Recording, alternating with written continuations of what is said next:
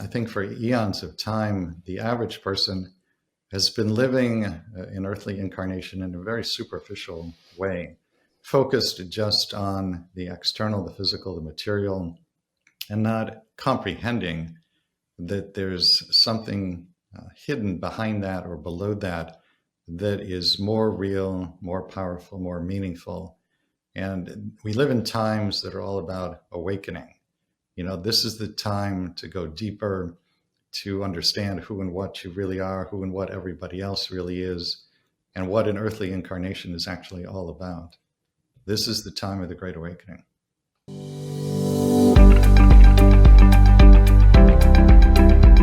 Hello, thank you for tuning in. My name is Nella, and welcome to my podcast, ETHEREALITY.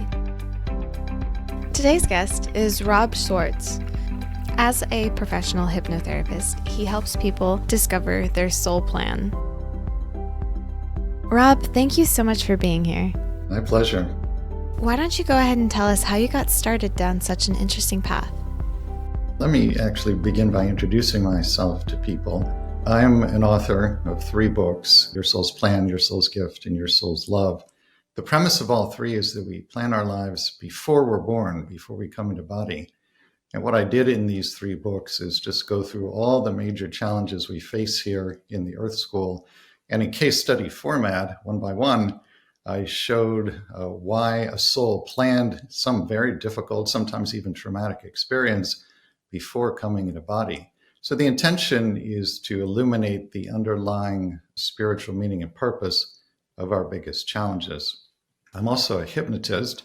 I specialize in something called a between-life soul regression, which is a form of hypnosis in which a client or the group, if it's a workshop, can speak directly with their council of elders.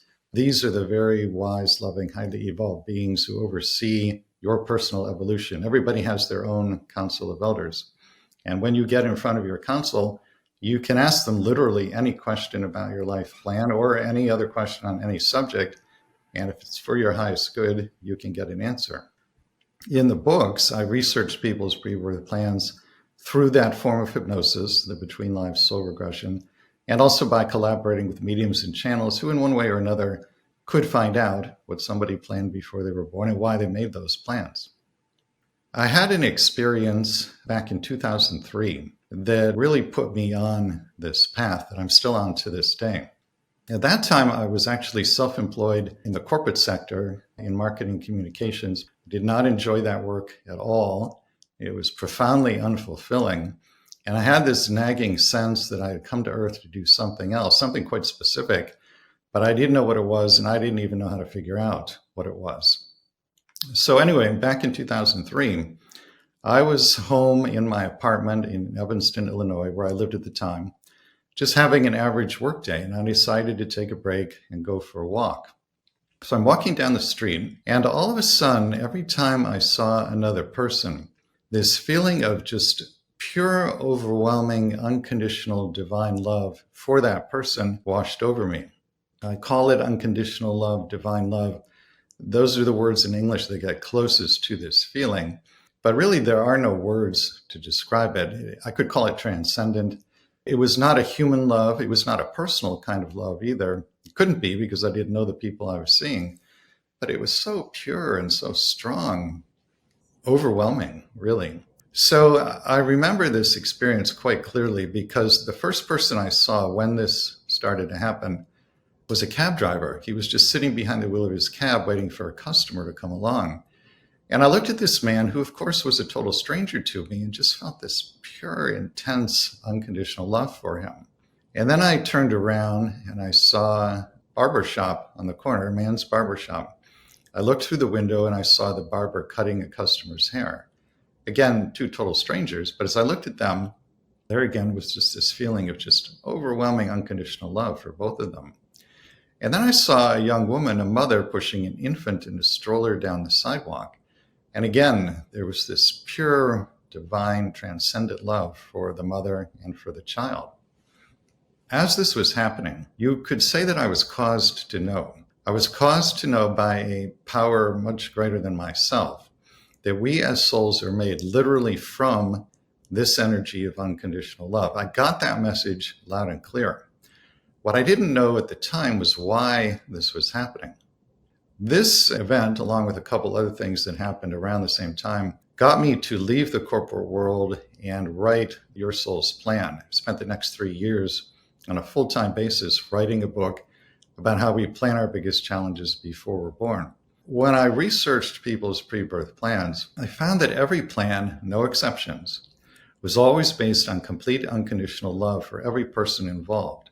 This was true even when great challenges were being planned. It was true even when negative roles were being scripted for other people. It was always based on complete unconditional love for every person involved.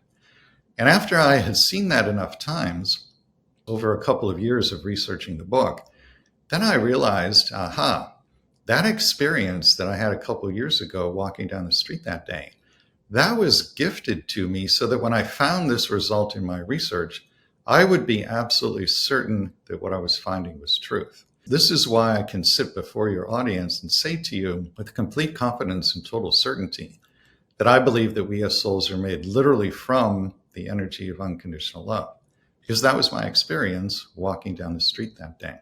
Now, there are two other experiences I'd like to share with people. One happened just a couple of years ago. I had an experience in which most of my consciousness went back to the other side. Maybe 25% or so stayed in body. So I still knew who I am and where I was, but 3/4 of my consciousness went back to the other side. And when I got there, a lot of different things happened, quite profound things. The most profound of which was that my mother's soul appeared in front of me. Now, she's still here on earth in a physical body, but her soul appeared in front of me. And there was nothing but this pure, overwhelming, unconditional love flowing both ways between me and her soul. This love was so strong, so intense, and I felt it right in the area of the heart chakra, concentrated in the middle of my chest. And I just kept saying to my mother's soul, I love you, I love you, I love you. It was just a spontaneous verbalization of what I was feeling so intensely, so physically. And I didn't hear words in response, but I could feel the same kind of unconditional love flowing back to me. Now, the reason this is such a profound experience is that in this lifetime, my mother has significant mental illness. And she was quite abusive to me for the first 16 years of my life. So to have this kind of unconditionally loving embrace with her soul, it was an experiential confirmation of what my research from my books has taught me, that on the other side, we are love, and there is nothing but love between and among everyone, regardless of what the earthly relationship is like. Now, because of her limitations in this lifetime, my mother and I will not have that kind of relationship while we're here in body, or at least I think it's highly unlikely. But I know that the nature of our relationship on the other side when we're home is just pure unconditional love. So for those in your audience who have experienced trauma or some kind of abuse, just know that on the other side, the nature of your relationship with that person is one of pure, complete, unconditional love. We have these very difficult roles that we script for each other when we come into body, but it's not like that on the other side. The third and final experience I want to share with people is a non-dual experience. I won't go into a discussion here of what non-duality is. You can Google the term, but it means not two, meaning essentially that there's just one vibratory field of love and light in existence in the universe. And that includes form, the physical, and formlessness, the non-physical. It's just one field of energy. In this experience, it was 8:30 or so on a Thursday morning. I don't know why I remember that, but I do.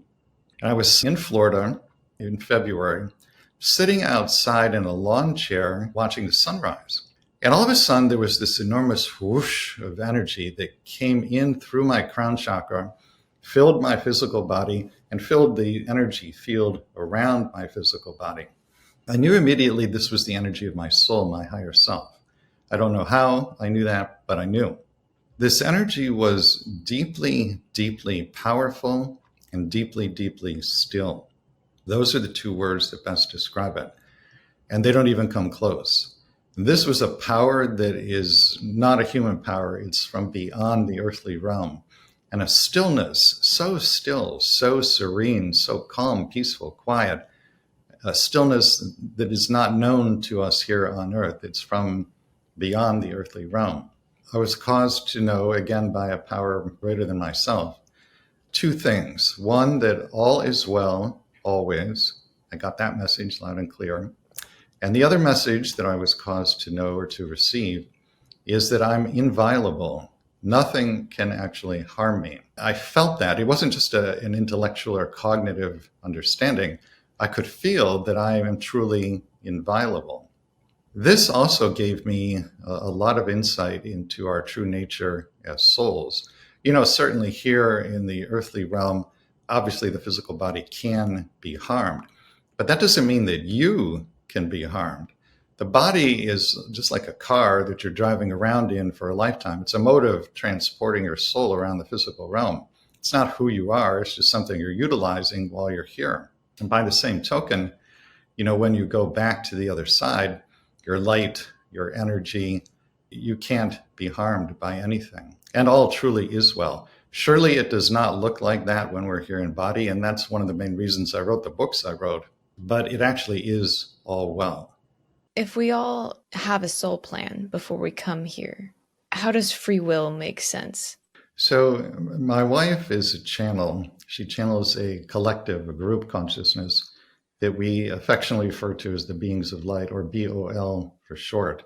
And actually, people can read a lot of those channelings for free on the website, which is yoursoulsplan.com. The BOL have explained to us, they say, imagine that you have a stack of sheets of paper in front of you. And each sheet in the stack represents a complete set of pre-birth plans. So every person has not just one sheet, they have their own stack of sheets. This is quantum pre-birth planning. The sheets vary according to vibration or frequency. The sheets at the top of the stack are the ones with the highest vibration. That's where most of the learning is done through love, peace, and joy, not so much through pain and suffering. Sheets at the bottom of the stack are the opposite. That's where most of the learning is done through pain and suffering, not much through love, peace, and joy. Those are obviously the lowest vibrational pre-birth plans. So the way the beings of light have explained it to us is that the average person, depending upon their free will decisions, is constantly moving up and down in their personal stack of sheets of paper. Basically, the higher you keep your vibration, the more you will learn through love, peace, and joy. The lower your vibration, the more the learning will come through pain and suffering. The exception to this now is certain things that you yourself have chosen prior to birth to catalyze your growth. Those are most likely going to happen regardless of what's going on with your vibration. But aside from the planning of these major things, pretty much everything else is determined by your frequency. Obviously, what everybody wants to do is move up as far as you can in your personal stack of sheets of paper. How do you do that? Well, there are many ways to raise your vibration, but the most simple way, in my opinion, is just to ask yourself the following question.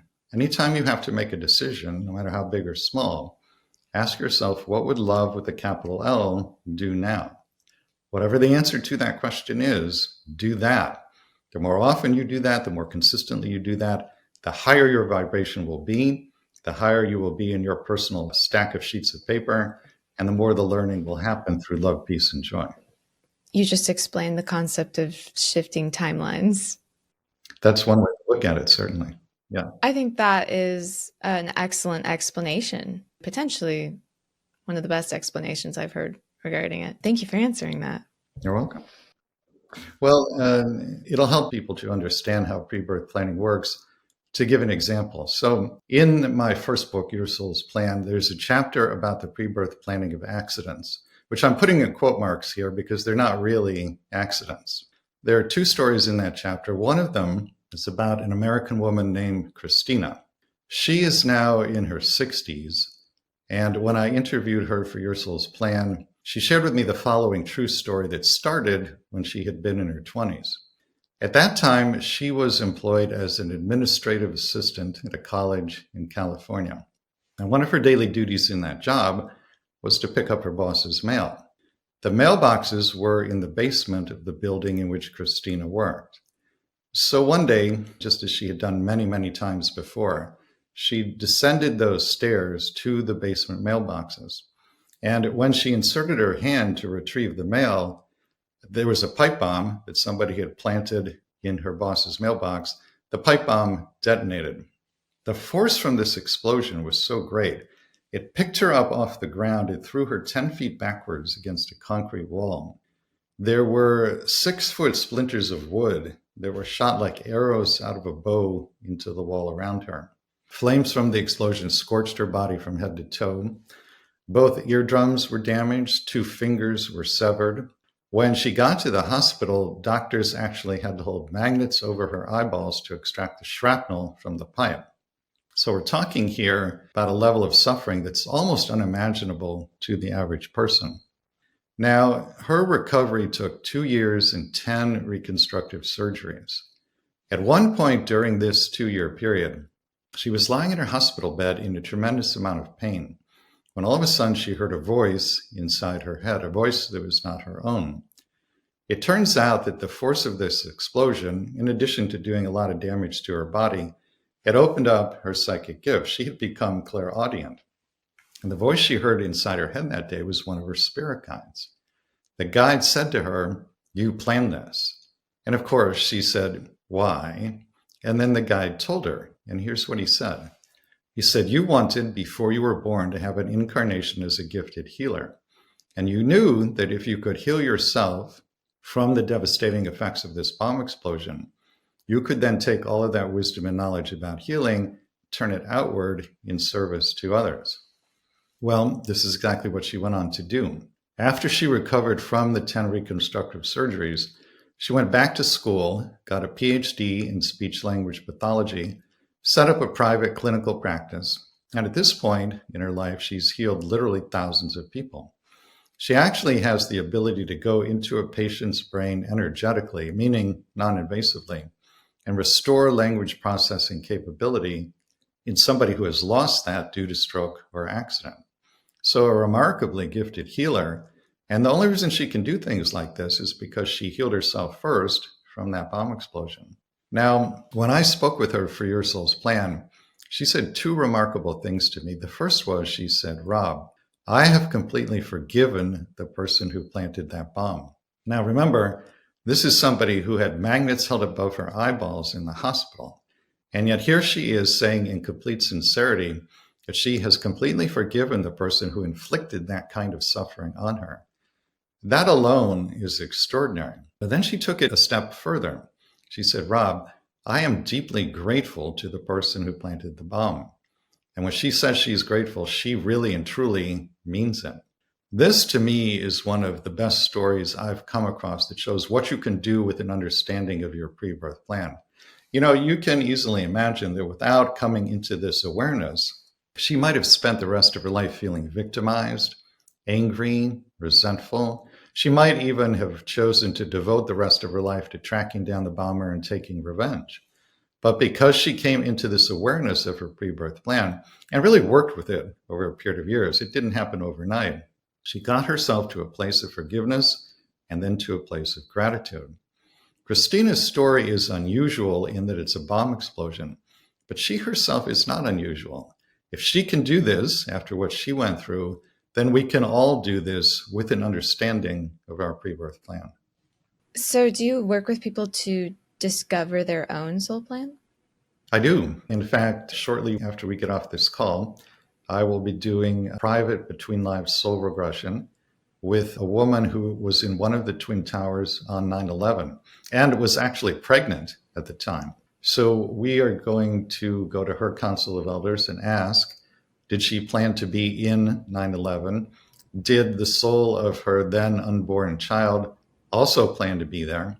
And assuming that the answer is yes, why did they want to have this very traumatic experience? So I do this kind of work with people all the time.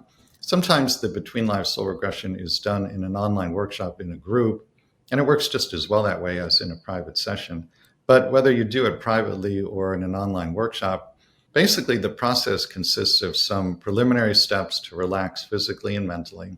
Then you go through a past life, almost always a past life that had a big impact on your plans for the current lifetime. And then we go from the past life to your council of elders. And then people will ask questions that usually fall into one of four categories. What did I plan? Why did I make those plans? How am I doing in terms of fulfilling my plans? And how can I better fulfill my plans? They'll also ask about all their major challenges, all their major relationships. Frequently, they will ask the council to bring in any loved ones, either people or pets, who are now back on the other side, and they'll talk with them directly. And that is a wonderful opportunity for healing and forgiveness if there's more that needs to be done with somebody in that regard. The BLSR, the Between Life Soul Regression, is really a profound way to come into an understanding of who you are at the soul level, what you're doing here on earth, the purposes, the deeper meaning of the current lifetime. It pulls people out of victim consciousness in quite a profound way. Obviously, if you come into the awareness that you yourself planned your biggest challenges, then you know that you are not a victim. You actually cannot be victimized. And that's actually really important because, as I understand it, victim consciousness is literally the single lowest vibration a human being can be at. So we talked about the stack of sheets of paper. If you want to move up in your personal stack of sheets of paper, then you definitely want to let go of any victim consciousness you have. But you can't just force it away or push it away or suppress it. That's not going to work. You have to really come to believe that you're not a victim. And when you come into a direct knowing of your pre-birth plans through talking with your council of elders, that gives you the experience, the experiential knowing that you are not a victim and never could be. I definitely see how that could be beneficial for people looking at events in their past. Do people ever seek answers about their future events? It's more focused on what has happened in the past and what is currently happening now. People do from time to time ask questions about what will happen in the future. Sometimes their counsel will simply refuse to answer those questions. And the reason they do that is they don't want to say anything that's going to influence your free will, because that could deprive you of the learning opportunities you yourself planned before you came into body. Occasionally, the counsel will say, we see that such and such is the highest probability at this point in time. But those predictions don't always pan out. And the reason is because it's just the highest probability at that point in time. The moment the regression is over, the potentials start to shift. The farther out you get in time from the regression, the more the potentials have shifted due to your free will decisions. So all I can do is say, this is what is most likely at this point in time. But then everything starts to change as soon as the session is over. That makes sense.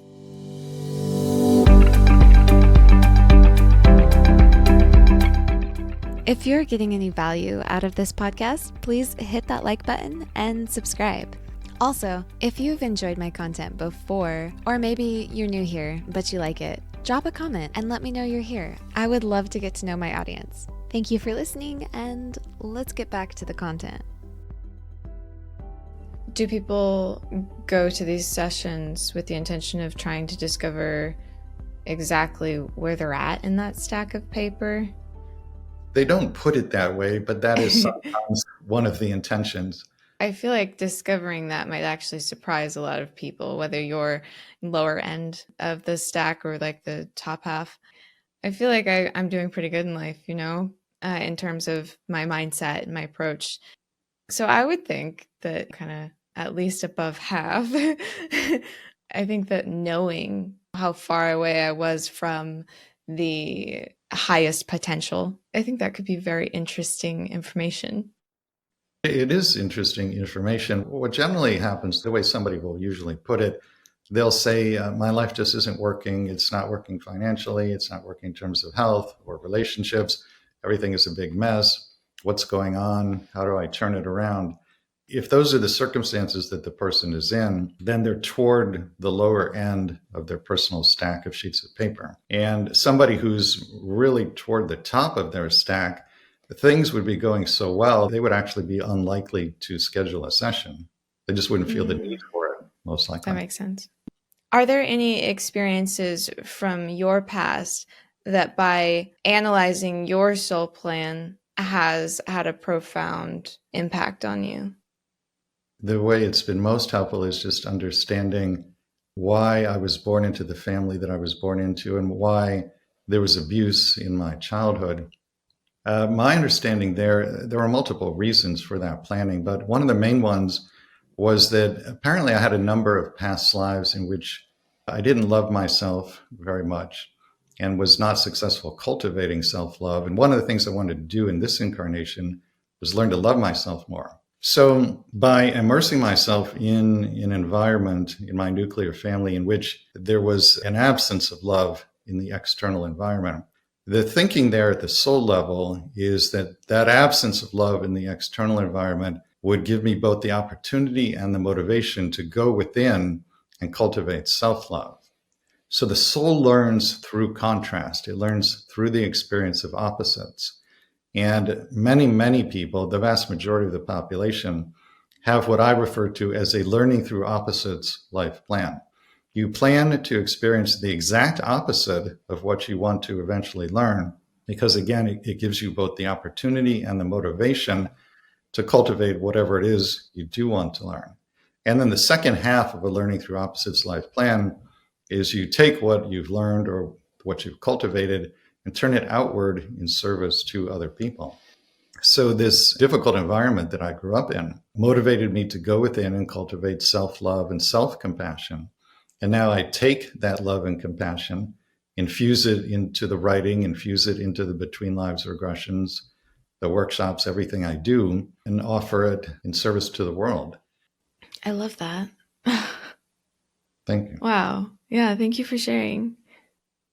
Would you have anything in mind to elaborate on? Well, we can talk more about why people plan big challenges for themselves. Yeah. There are 5 main reasons that I found in my research. One is balancing and releasing karma.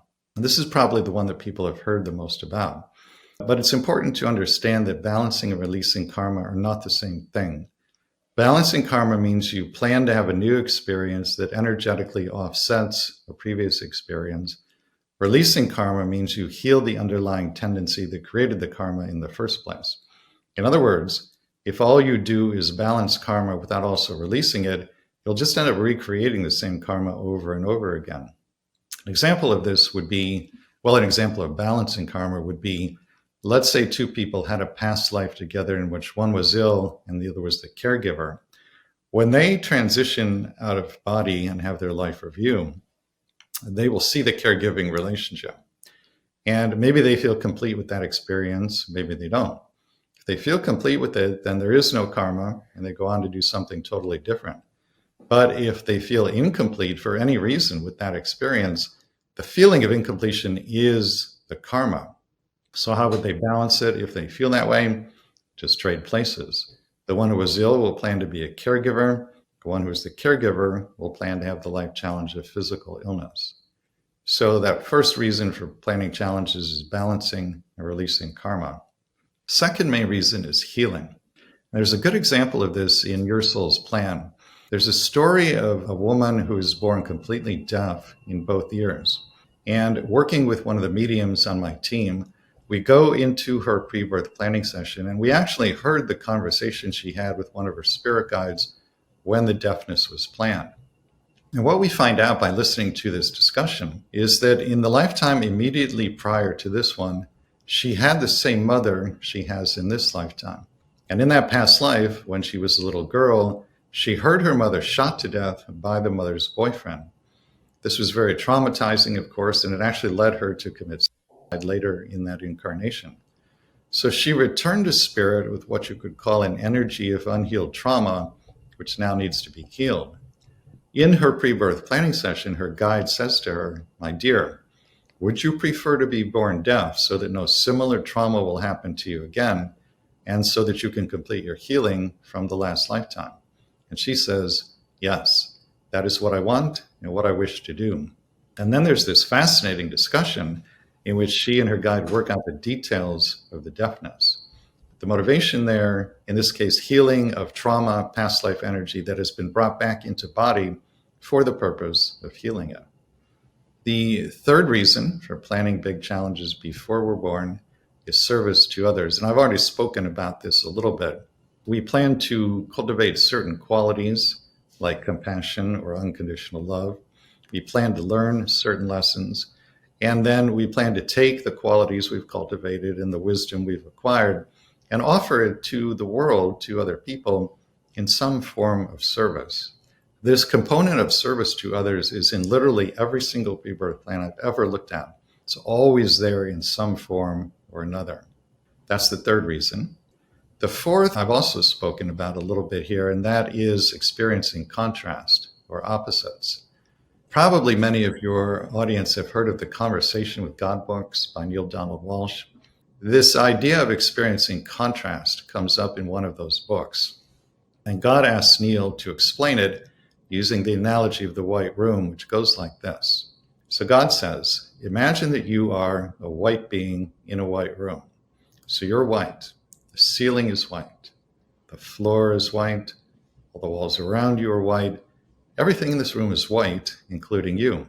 Now, if you are such a being in such a room, how do you know that you're white? The answer is you don't.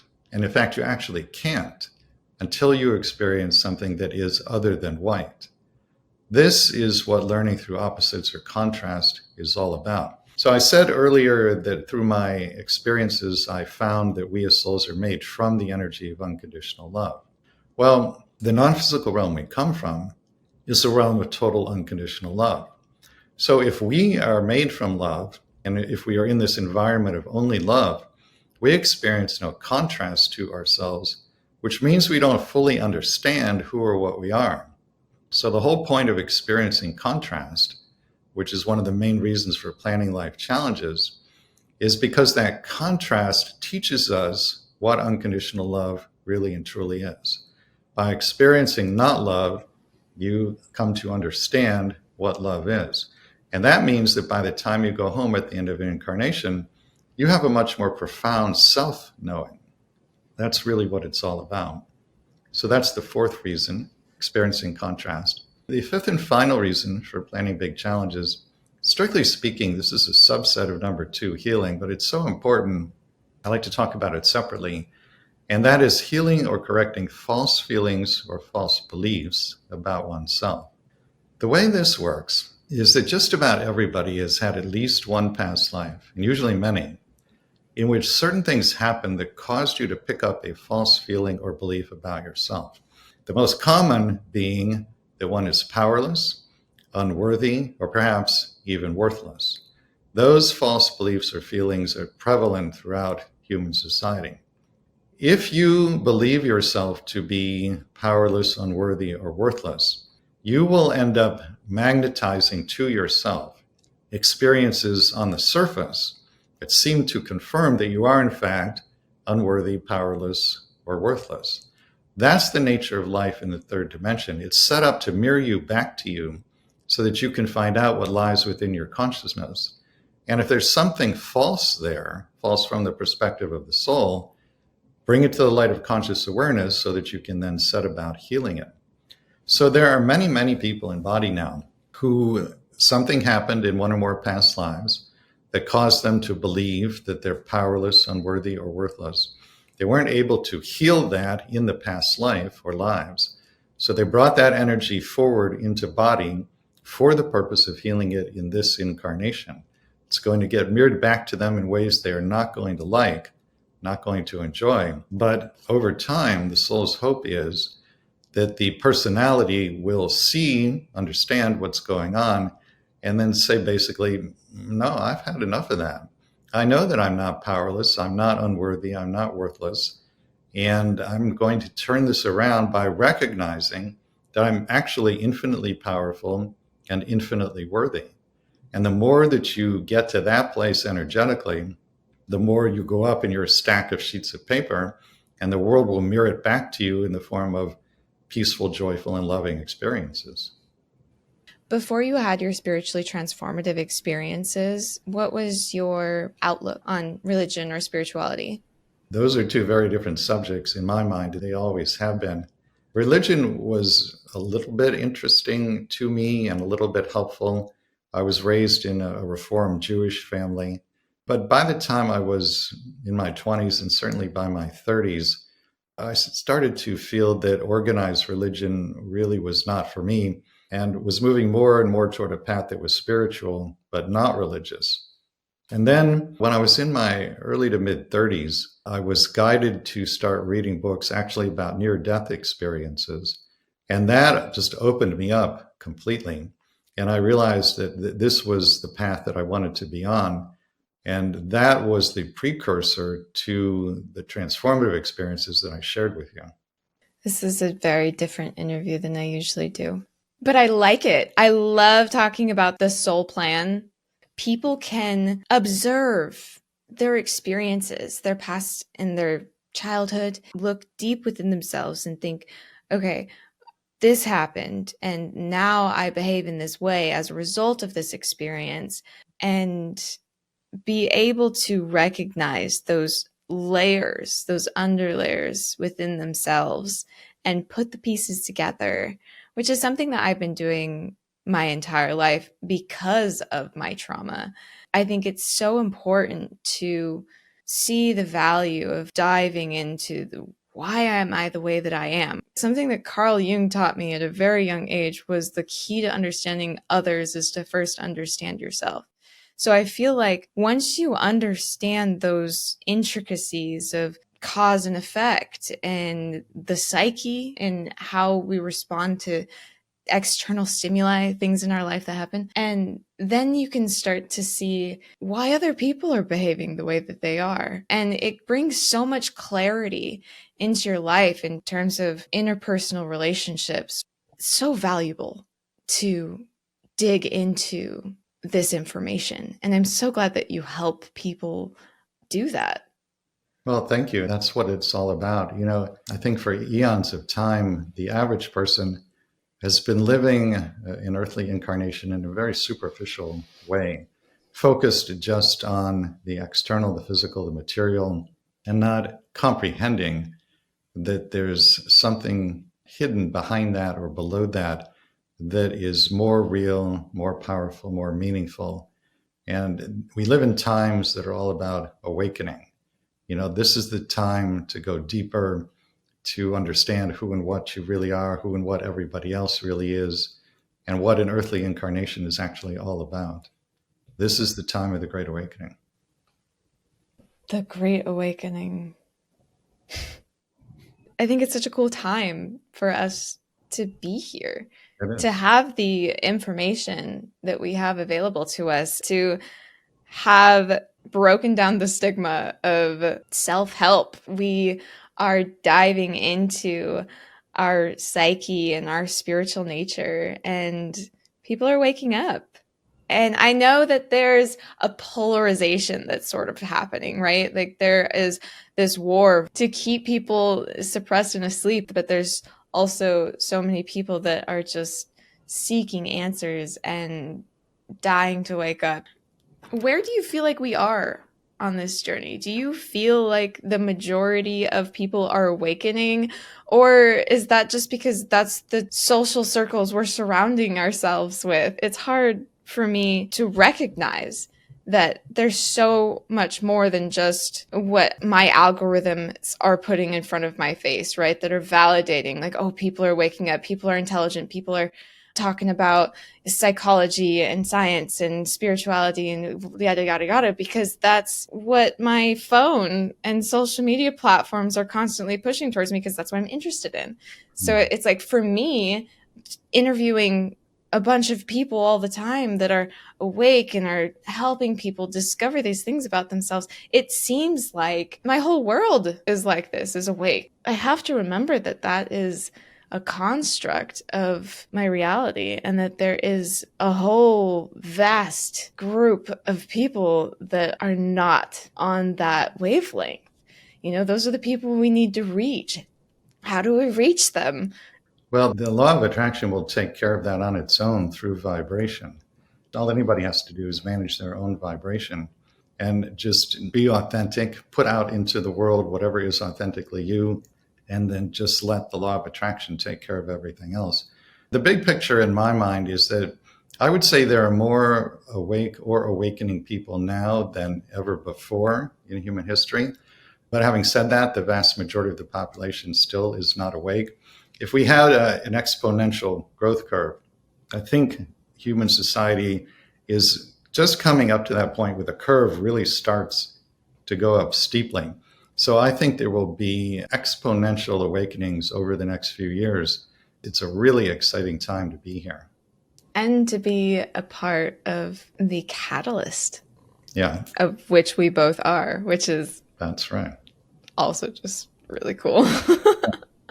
Do you want to outline another valuable facet of diving into a soul plan? When you do the Between Life Soul Regression as a private session, you fill out an intake form ahead of time.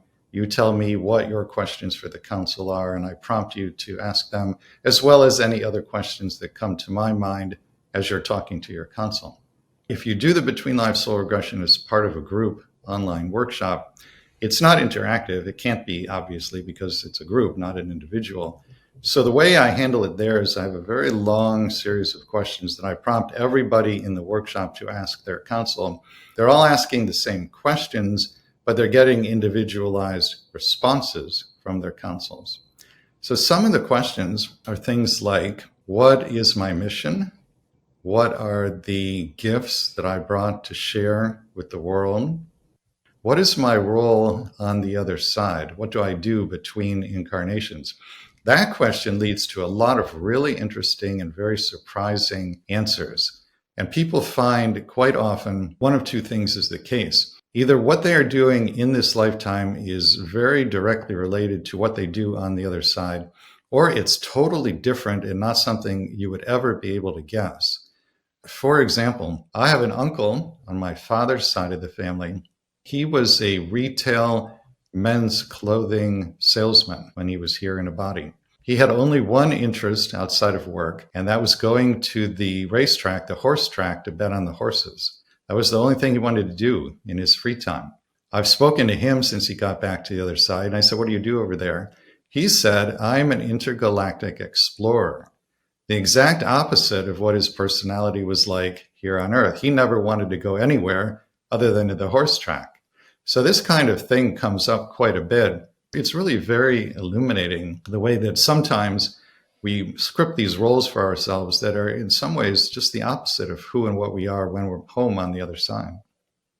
That is so interesting to me. I have been told that my role on the other side is similar to what I do in this incarnation. So based off of hearing that, I'm quite curious what you know about people who help souls on the other side cross over. That's something that I have not really spent much time researching, but it has come up occasionally in the channeling sessions for the books or in somebody's Between Lives regression. For example, in first book, Your Soul's Plan, there's a chapter about the death of a loved one. And it's the story of a woman who plans before she's born to lose both her son, her only child, and a fiancé. The son died of an accidental drug overdose. And when we spoke with him in the channeling session, he talked about helping souls who have just died, especially young souls, because he was young when this happened, to transition back to their side and get adjusted. In the second book, Your Soul's Gift, there's a chapter about the pre-birth planning of suicide. And in this story, a woman, Carolyn, loses her only son, Cameron, to suicide. And when we spoke to Cameron in the channeling session and asked him, what do you do on the other side? He said, I help young souls, teens, or people in their 20s who have suicided to cross over and readjust to being back in the non-physical. So they'll take an experience that they've just had themselves and learned from, and they'll take their learnings and offer them in service to other beings who are now going through the same experience. I feel like that could be very meaningful work. I think everything we do on the other side is very meaningful. Some of it might not be considered meaningful by the standards of a capitalist society, where people are judged according to how much money they make. But the roles that we're playing on the other side, obviously we're not being paid for them. and we don't do them for any reason other than out of love for our brothers and sisters. So whatever the role is over there, you know it's going to be meaningful.